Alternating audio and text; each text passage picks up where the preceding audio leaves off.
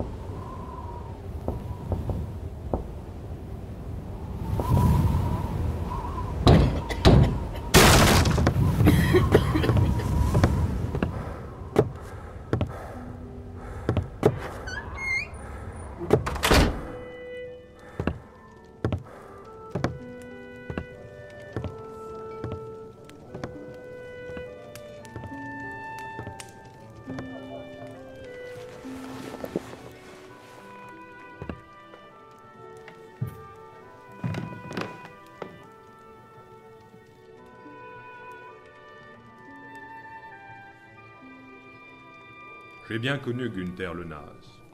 C'était pendant le blocus soviétique de Berlin, en hiver 48-49. D'autres que moi, sans doute, pourraient se flatter de l'avoir croisé à cette époque dans le modeste garni de la Jakobiner Straße où il habitait, ou dans tout autre quartier à l'ouest de la ville même où il était né, désormais taillé en pièces par les vainqueurs de la guerre. Ce Günther von der Nase, qui n'était pas encore le Naze, encore moins l'écrivain adulé des foules que nous pleurons tous aujourd'hui, mais un petit escroc qui vivait des bouloches qu'il collectait au creux des nombrils des pensionnaires pour en tricoter des espèces de mitaines affreuses, dont on faisait alors une consommation invraisemblable dans la vieille capitale allemande.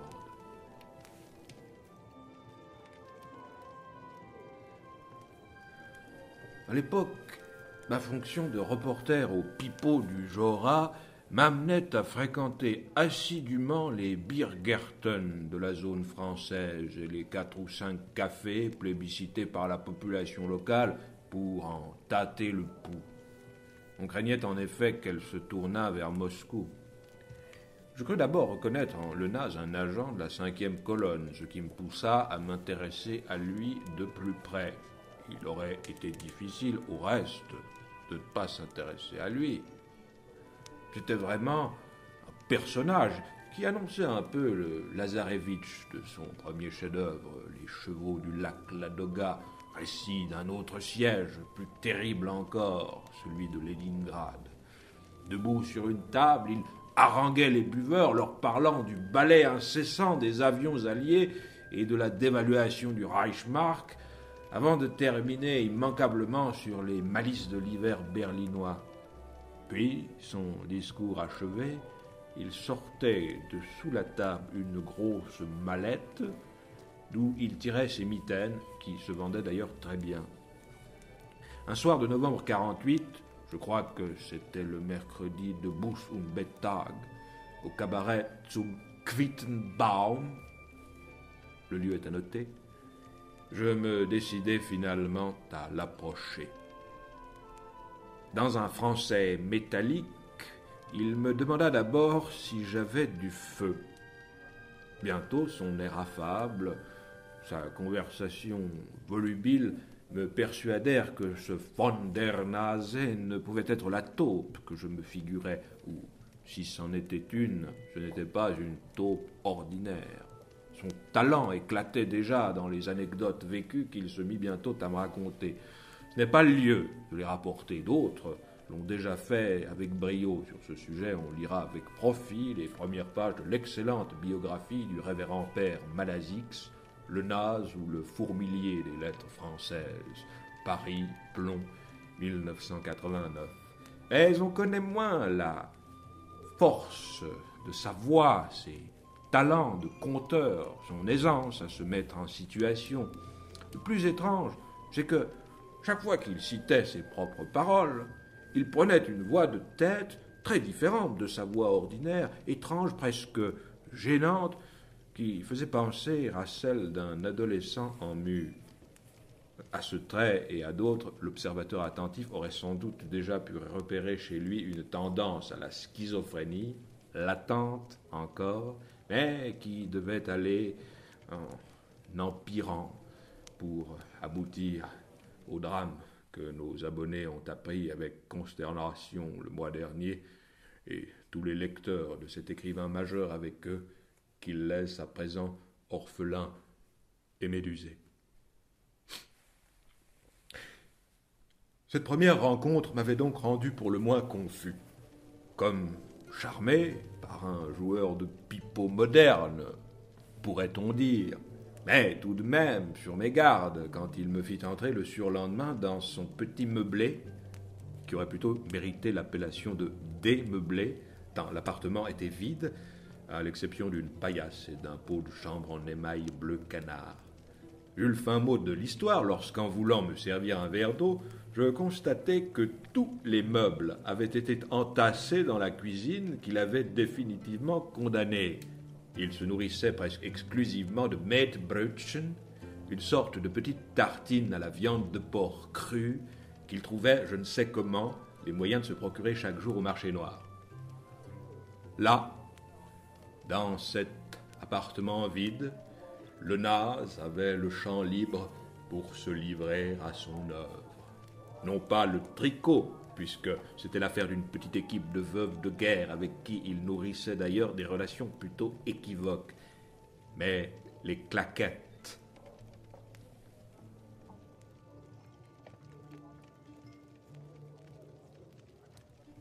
Il est connu que les grands hommes ont leur lubie. Nerval promenait son homard Thibault dans les jardins du Luxembourg. Churchill faisait du ping-pong entre deux sessions parlementaires. Günther le naze, lui, était féru de claquettes. Je ne m'étendrai pas sur ce point. Mais quant à l'écriture, qui fut la seconde passion de sa vie, on peut dire désormais en connaissance de cause qu'une fois adopté, il y aura souscrit jusqu'au bout. À travers cet ultime manuscrit, retrouvé lundi 27 à côté de son corps sans vie. La scène est désormais connue de tous. Depuis près d'un mois maintenant, la presse à sensation en a fait ses choux gras. Certes, on ne saurait nier tout le poids du sordide qui s'attache à cette chambre de passe de l'hôtel Formule 1 de Bretigny-sur-Orge, modèle véridique du trou dans la Seine en bois. Un terrier fangeux, peut-être. Mais, plus sûrement, le cocon, d'où devait sortir son dernier chef-d'œuvre. Tout dans cette dernière mise en scène distingue le génie luttant contre la maladie qui le rongeait, la saleté du décor, le corps nu de l'artiste vieilli, comme pour affirmer in fine la validité du couple paronomastique finitude-nudité, le rouleau de papier hygiénique, ancré recto, verso, et jusqu'au stylo bille frappé du logo familier d'une marque de laxatif belge qui lui servit à la rédaction. Ce grand texte, le rouleau mesure 20 mètres, est peut-être le fait de ces derniers éclairs de lucidité, mais ce n'est rien moins que l'œuvre d'un fou. Tout y est pensé, tout y est pesé. Après son entrée au consulat français, après l'installation à Paris et la rencontre avec Sartre et Camus, après les coups de tonnerre que furent la publication de Pornkop et celle du Rire de la chasse d'eau, après le Goncourt pour Frucht und Cola Schnecken et la consécration du Nobel, après la retraite littéraire et la longue maladie, voici donc, donné pour la première fois à la publication l'épopée moderne, ce qu'il convient véritablement d'appeler le testament littéraire de Günther le Naze. Nota bene, l'éditeur s'est fixé comme règle de ne rien toucher au texte original, exception faite des occurrences du substantif lavette que le Naze écrit systématiquement avec un seul T.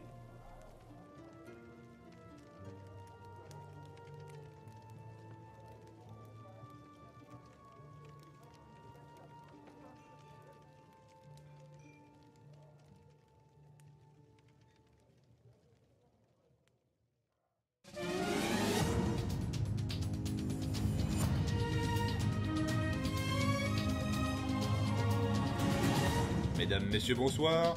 Sur BFM TV, aujourd'hui 13h13, vendredi 13, le 13e mois de l'année 2013, rediffusion en direct du maire de Verrier, en collaboration avec nos doux collaborateurs dans un duvet dodu et un dildo dodo dans un ado dindon. Et dis donc, j'adore la vie.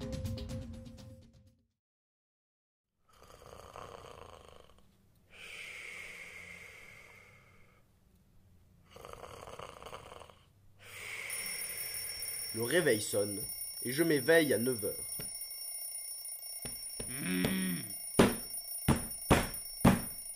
Je ne me languis point aujourd'hui, contrairement aux habitudes nonchalantes de vie au champ. Je laisse ma femme Yolana dormir, elle ne pourra pas venir. Malheureusement, elle est née tétraplégique, puis, victime de la gangrène, on a dû l'amputer des 2 jambes. Et de toute façon, sa vie ne se résume qu'à baver, puis manger, puis baver. Sur le mur du couloir, où je portais Yolana bavante, lors du coït, comme on porte une chaise sans pied, se trouve un portrait de Philippe, ma mère, devant la mairie. Ma mère et le maire de Verrier étaient de très bons amis, d'après les rumeurs. Enfin, jusqu'à sa disparition, Philippe traînait avec des lapins dans des affaires louches. J'aurais eu honte si ma mère m'avait vu aux côtés d'un déchet comme Yolana. J'aurais tout fait pour ma mère, simplement pour passer une après-midi avec elle, mais je ne l'ai jamais connue. Je n'ai jamais connu mon père non plus.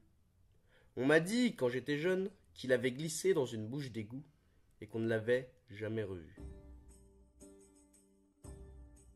Aujourd'hui, le maire de Verrier organise une cérémonie à 10 heures pétantes.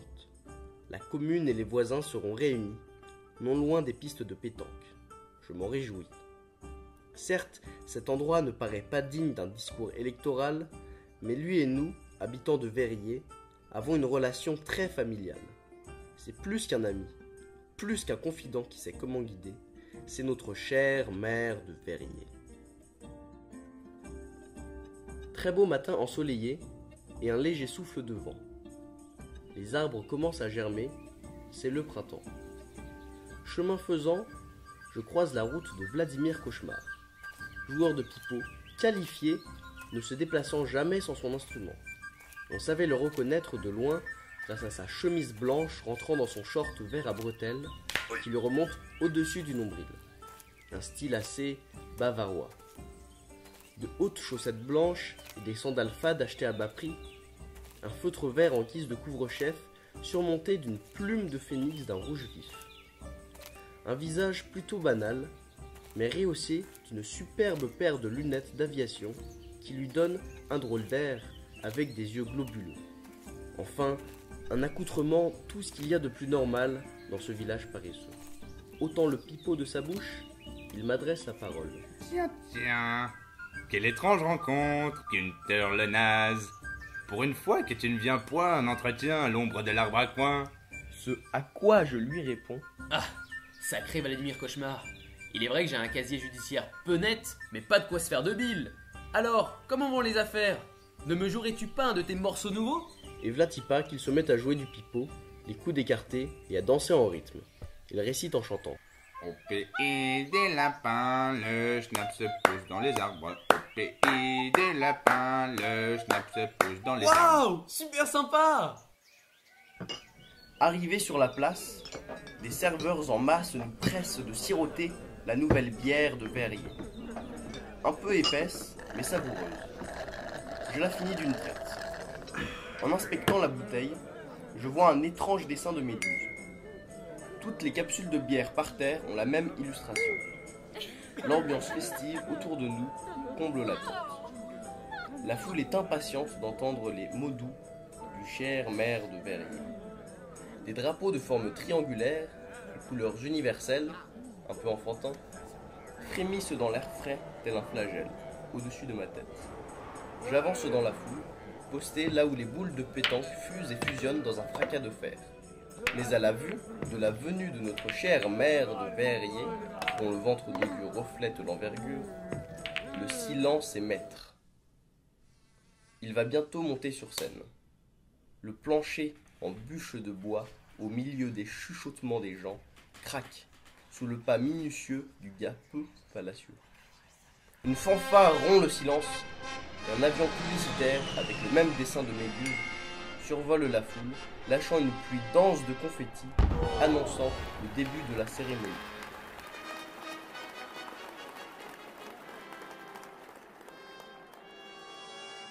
Le maire de Verrier apparaît dans un nuage de fumée.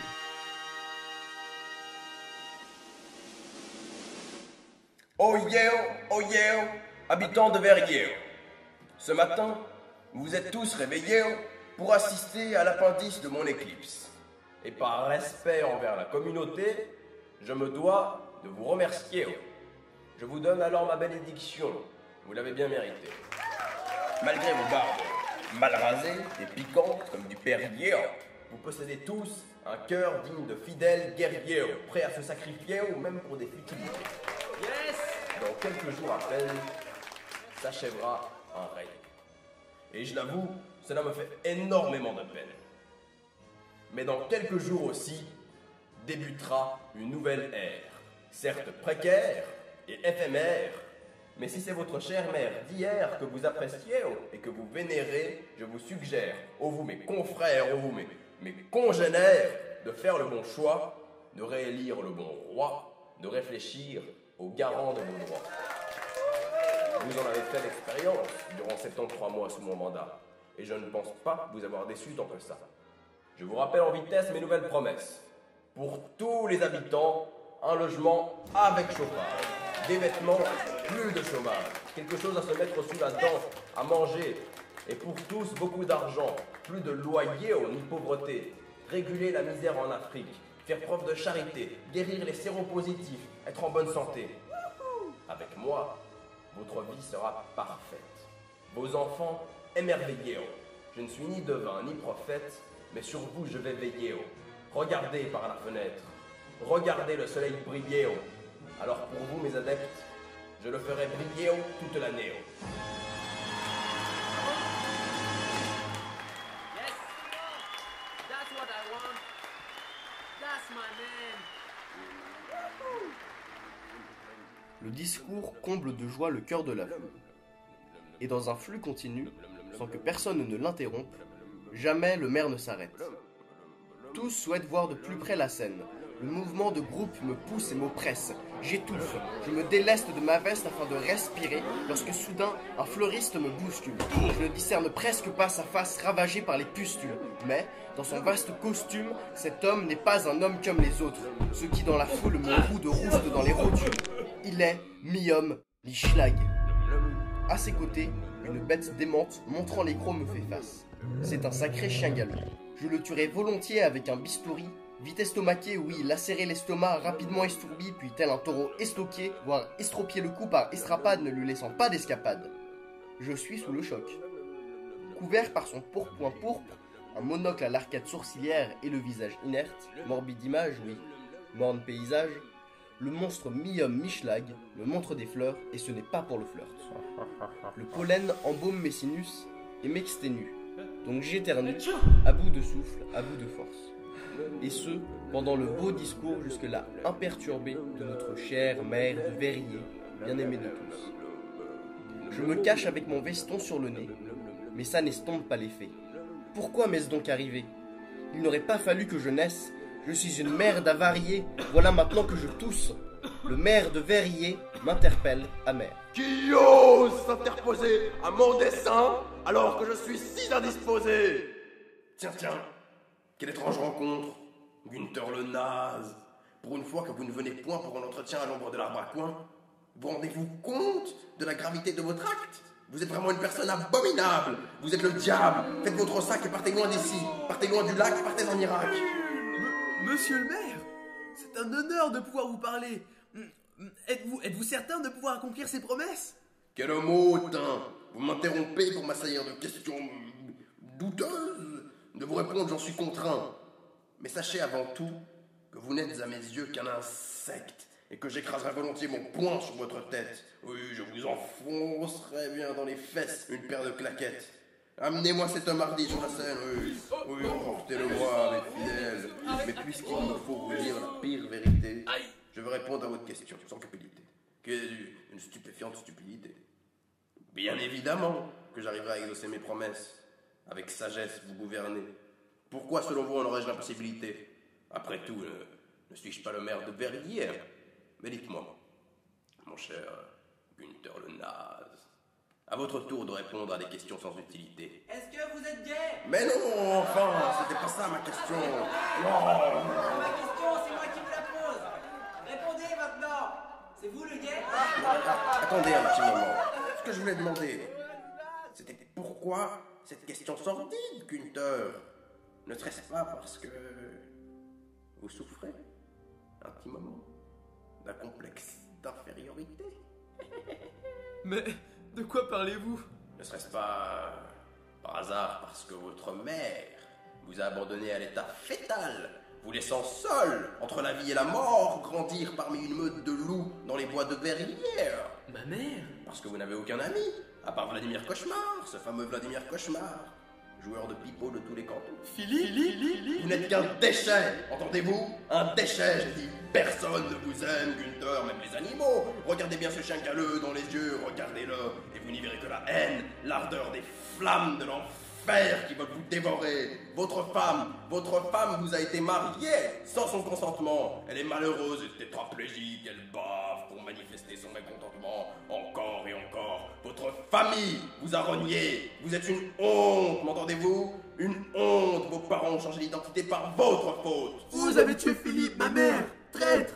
Monsieur, vous n'êtes qu'un palefroquet, un couillard, un gougnafier, un mécréant! Inutile de préciser que votre nom de famille en dit long, mon beau Günther le naze. Quel beau naze vous faites! Que dis-je en beau naze? Un nulard, oui? Un sacré nulot, c'est ça tout le monde s'accorde pour le dire dans le village. Hein? N'est-ce pas? Mais dites-moi, n'auriez-vous pas du feu? Bof, pas trop.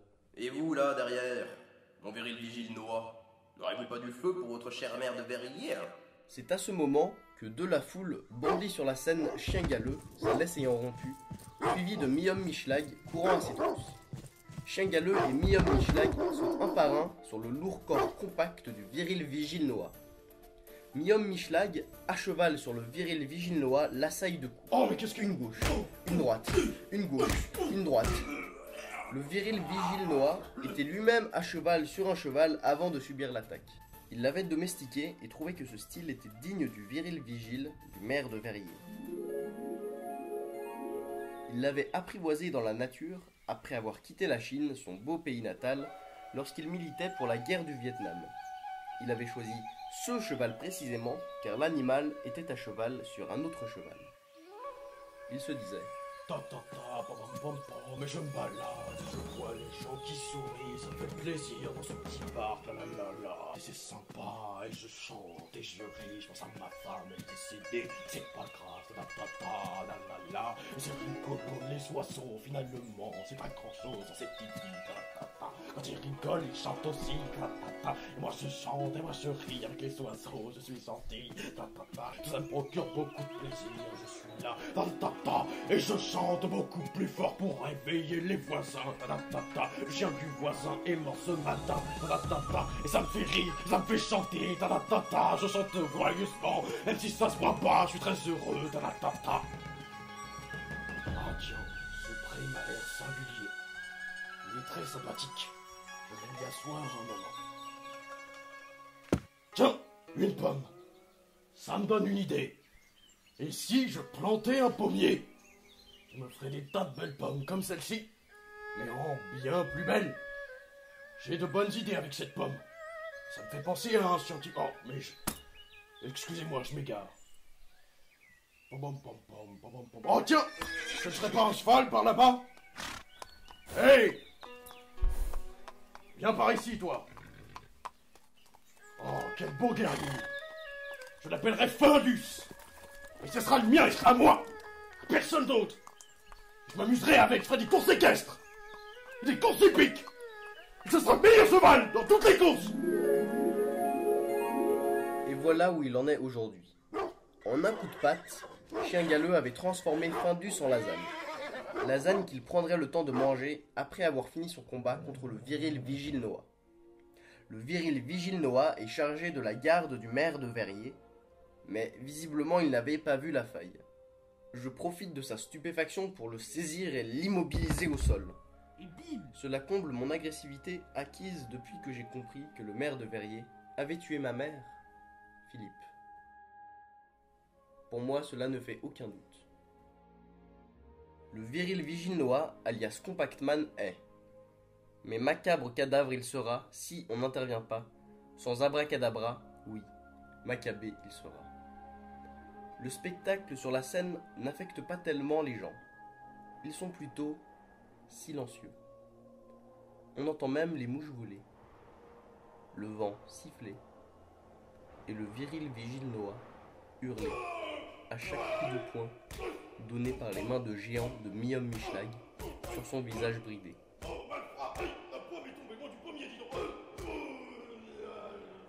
Les lunettes se fissurant un peu plus à chaque coup reçu.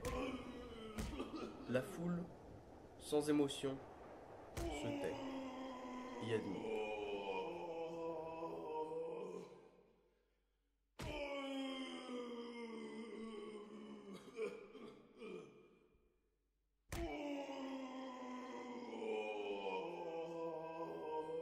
Et on entend encore, et encore, et encore, et encore, et encore, et encore les coups sur son visage blême, mouillé de sueur, ensanglanté, résonner dans les campagnes à plusieurs kilomètres à la ronde.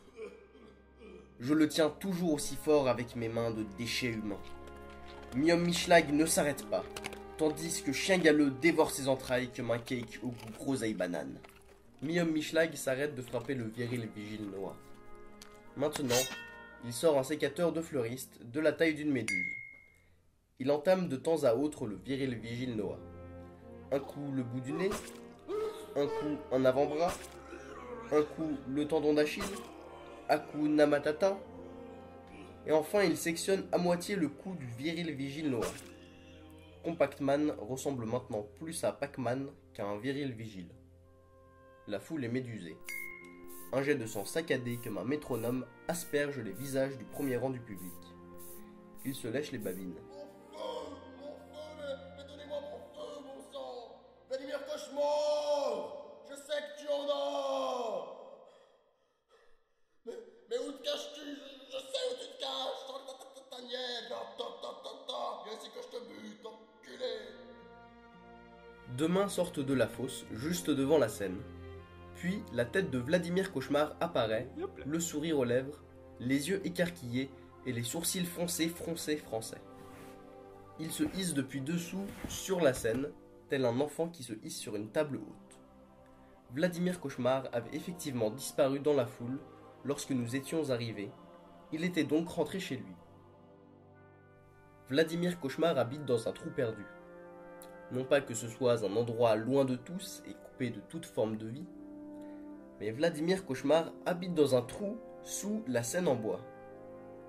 Tout le monde oublie tout le temps l'existence de cette habitation, et Vladimir Cauchemar en profite pour ne pas payer le loyer. C'est moi, Vladimir Cauchemar, et je ne suis pas ton ami, Gunther le naze. Je t'ai bien ensorcelé avec mon pipeau, mais cette histoire, c'est du pipeau. Si seulement tu savais qui était notre chère mère. Je suis votre chère mère de Verrier, ni plus, ni moins. Je le suis et je le resterai à jamais. je ne suis pas autre car ce serait fortement dénigrant pour mon ego. Quant à toi, Vladimir Cauchemar, c'est toi le maillon faible. Chanter dents qui se brise sous mon poing, là. Peuple, n'écoute point ce charlatan, ce flibustier, ce joueur de pipeau. Il est déjà loin à l'heure qu'il est, son esprit se dissipe et il se rapproche du trépas. Hey ya, mesdames et messieurs, cet homme est sous l'emprise de la méduse. Il dit n'importe quoi. La méduse Vous n'aurez pas mon feu, cher monsieur le ver de Merrier. Vous êtes bien trop fou pour jouer avec le feu. En plus, vous risqueriez de brûler ma plume de phénix d'un rouge vif et mon pipeau fait de bois comme ce plancher décrépit. Ah, sacré Vladimir Cauchemar. Il est vrai que j'ai un casier judiciaire. Peu net, mais pas de quoi se faire de mille.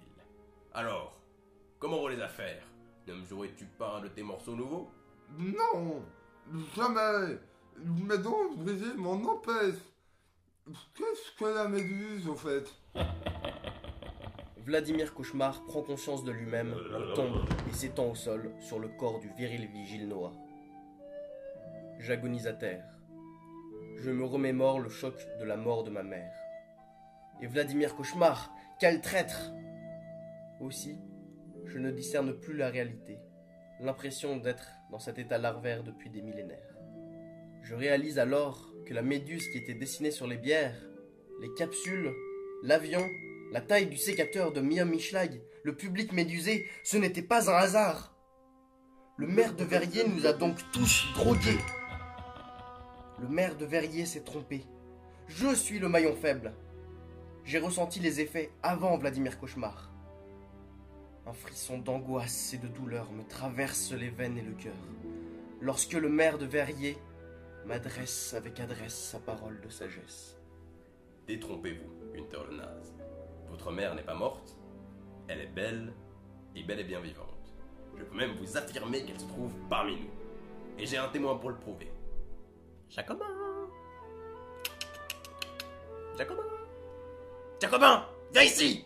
Le maire de Verrier sort un petit sifflet en or pendant à une chaînette en or également.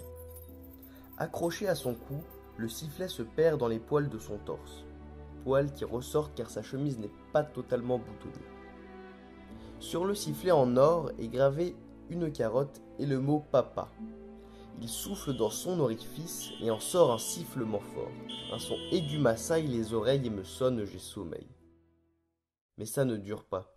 Je suis vite réveillé. Je sursaute, soulevé par l'onde de choc. Un trou géant est creusé dans le sol béant. 1 mètre devant mes pieds surprenants. Une taupe ordinaire, elle a la seule particularité d'être habillée avec des vêtements trop grands. Des lunettes de soleil, rectangulaires, noires.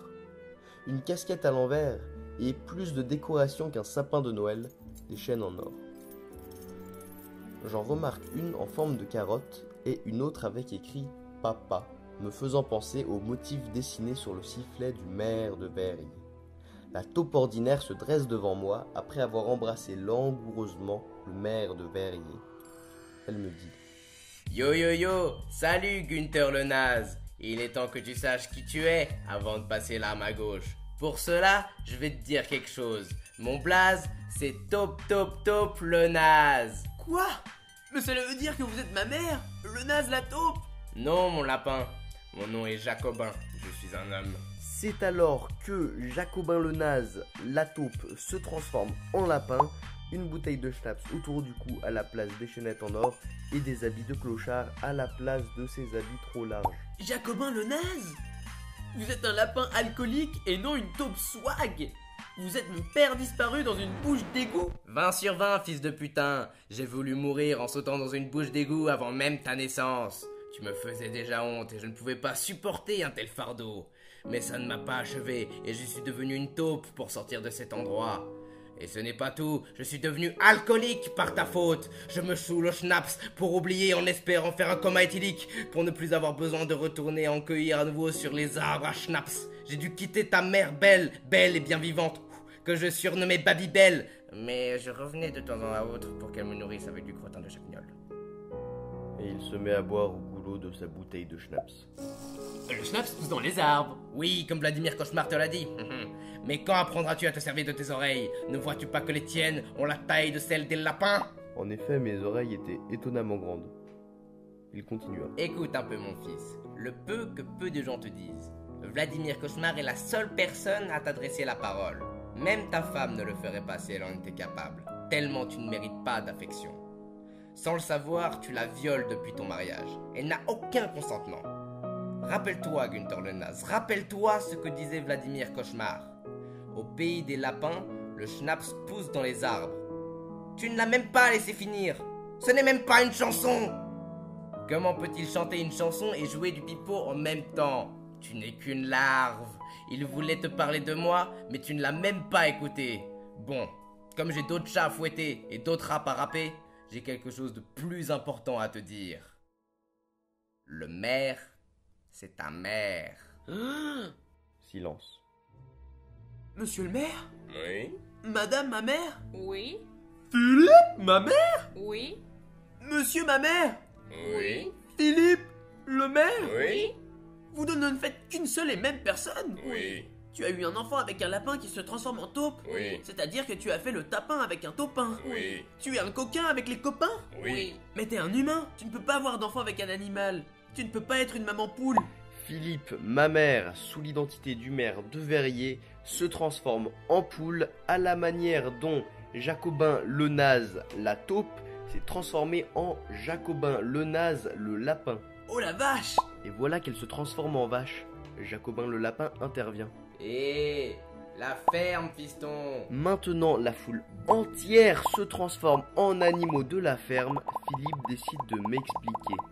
Günther, je ne voulais pas être vil pour commencer, mais mon plus beau souhait était de devenir le maire de Verrierville.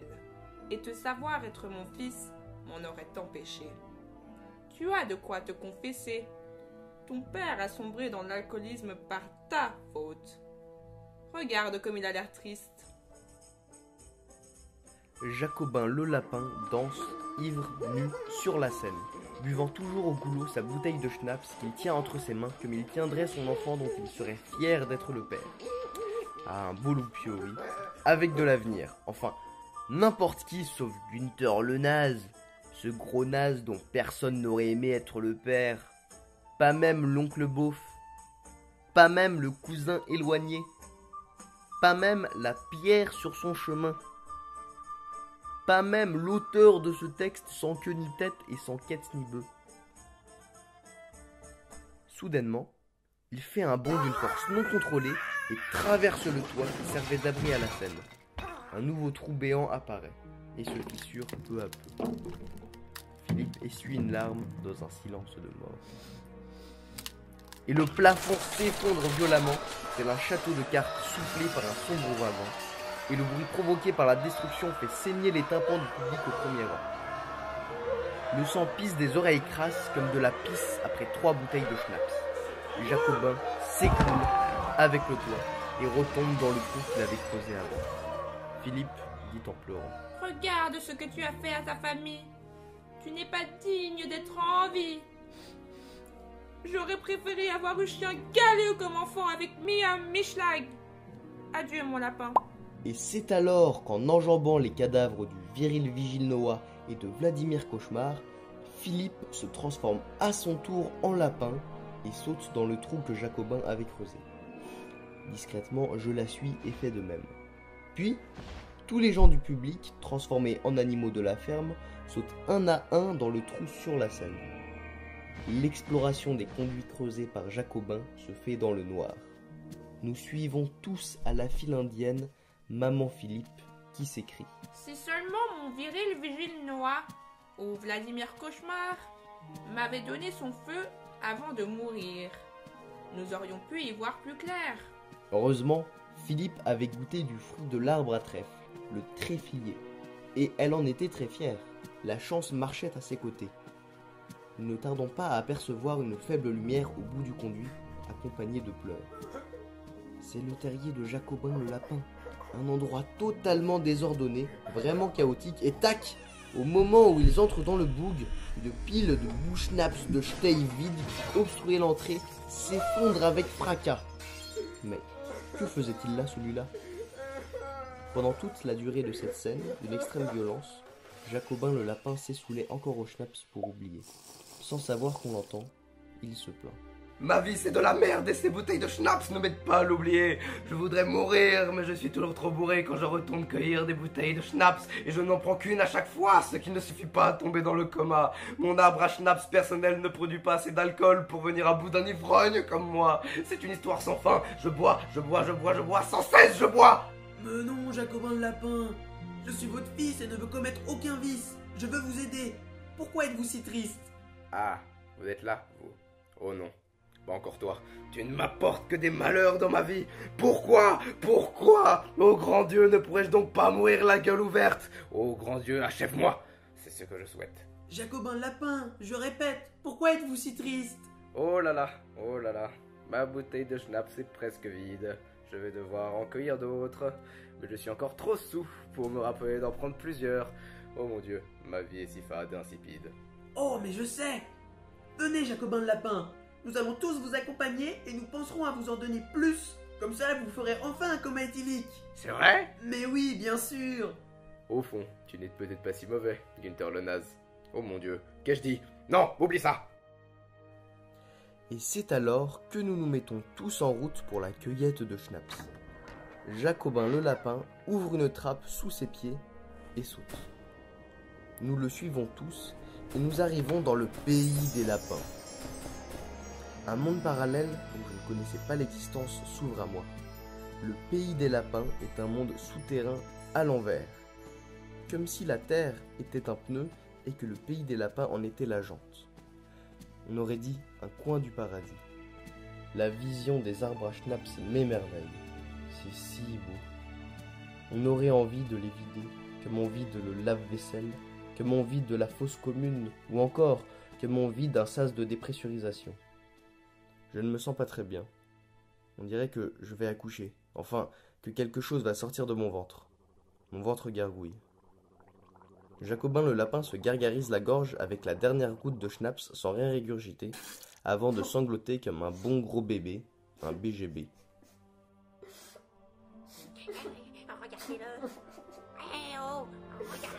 Et c'est alors qu'un membre du public, transformé en ver de terre, s'écrie. Putain, mais qu'est-ce qu'il est moche!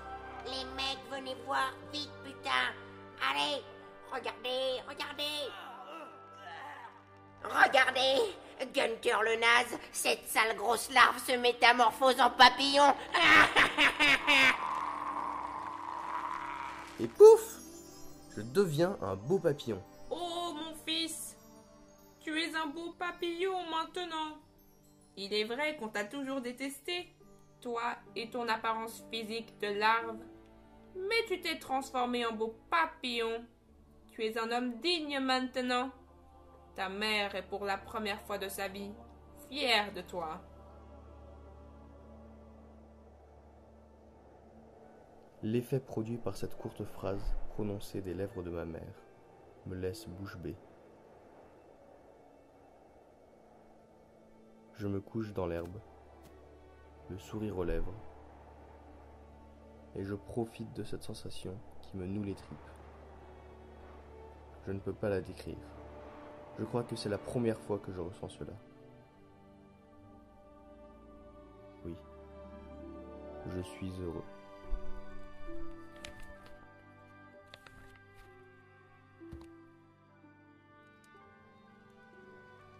Et c'est ainsi que s'achève l'épopée de Günther le naze.